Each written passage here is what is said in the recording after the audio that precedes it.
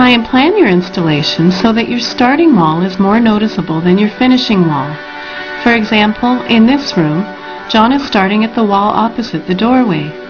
The finishing wall for this room includes the door frame and the closet.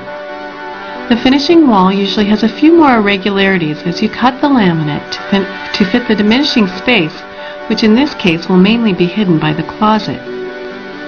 Since you've already measured out the install, you should know what the width of your last row of planks will be on the finishing wall.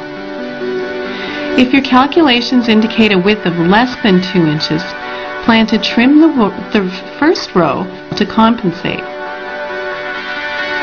Here John has already ensured that the starting wall is straight and has begun to lay out the first row.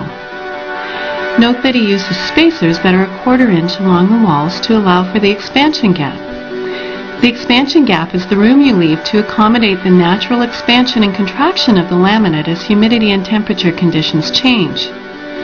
If you don't leave a gap, you risk buckling at the joints.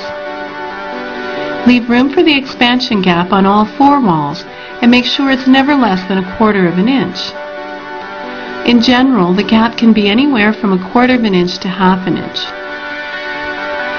Lay down the first row with the tongue side of the laminate facing the wall. The tongue adds 1/8 inch to the expansion gap, but with 1/4 inch spacers, John is well within the 1/2 inch limit. Measure and mark out the dimensions for any vents along the wall onto the laminate. When you measure the end piece, don't forget to cut it a quarter of an inch less than what you measure to allow for the expansion gap. Cut the end piece and the plank you've marked for the vent. John cuts the end piece and plans to use the rest of the plank to start the second row so that the joints are staggered. He makes an extra cut in the leftover plank to keep the joints from one row to the next a minimum of 8 inches apart.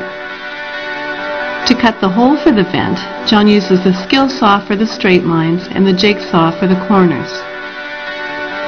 Fit the laminate for the first row back into place and make sure that the vent cover fits the opening now, as this is difficult to correct once the floor is down. Fitting the first 2 rows takes the most amount of time. After that, the installation goes fairly quickly.